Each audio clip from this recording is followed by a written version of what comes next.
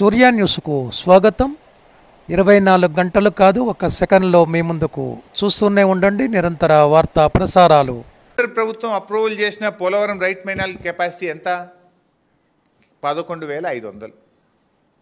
కేంద్ర ప్రభుత్వం టెండర్లో ఆ రోజు నేషనల్ ప్రాజెక్ట్గా గుర్తించినప్పుడు పోలవరం రైట్ మెయిన్ కెనాల్ యొక్క కెపాసిటీ 11,500 క్యూసెక్కులు. ఇవాళ వీళ్ళు ఎంత పెట్టింది? ఇలా 23,000 క్యూసెక్కులు. 18,000 ప్లస్ 5,000 23,000 పెట్టినారు.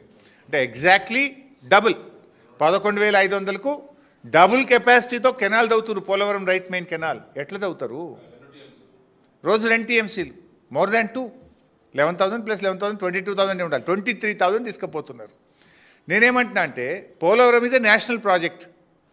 నేషనల్ ప్రాజెక్ట్ అప్రూవ్ అయినప్పుడు 11,500 క్యూసెక్లకే అప్రూవల్ అయింది. మరి ఇలా 23,000 క్యూసెక్లతో కుడి కాలువ తవ్వుతుంటే దీన్ని ఆపాల్సిన బాధ్యత బీజేపీ ప్రభుత్వానికి లేదా? మరి 23,000 క్యూసెక్కులతో తవ్వుతే నేషనల్ ప్రాజెక్ట్ కింద డబ్బులు ఎట్లా చెల్లిస్తున్నారు? గతంలో 11,500ని 18,000 చేస్తే ఆనాటి బీఆర్ఎస్ ప్రభుత్వం అబ్జెక్షన్ చెప్పింది. అబ్జెక్షన్ చెప్తే పేమెంట్లు ఆగినాయి. కేంద్ర ప్రభుత్వం డబ్బులు ఆపింది.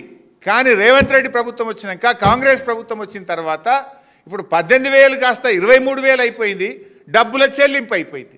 అంటే ఈ ప్రభుత్వం పరోక్షంగా సహకరిస్తుందా, భయపడుతుందా, వాటాల కోసం పెదవులు మూసుకుందా? ఏ రకంగా 23,000 క్యూసెక్కులు తవ్వుతున్నారు? తవ్విన ఆంధ్రప్రదేశ్ది తప్పైతే దానికి సహకరించి బిల్లులు చెల్లించిన బీజేపీ ప్రభుత్వాన్ని కూడా తప్పే కదా. అంటే బీజేపీ ఇటు ఆంధ్రప్రదేశ్ ఇద్దరు కలిసి ఎవరు గొంతు నొక్కుతున్నారు? తెలంగాణ గొంతు విసుకుతున్నారు. తెలంగాణ గొంతు విసుకుతుంటే ఈ రాష్ట్రంలో అధికారంలో ఉన్న ప్రభుత్వం ఎందుకు నోరు మూసుకుంది అని నేను అడుగుతా ఉన్నా.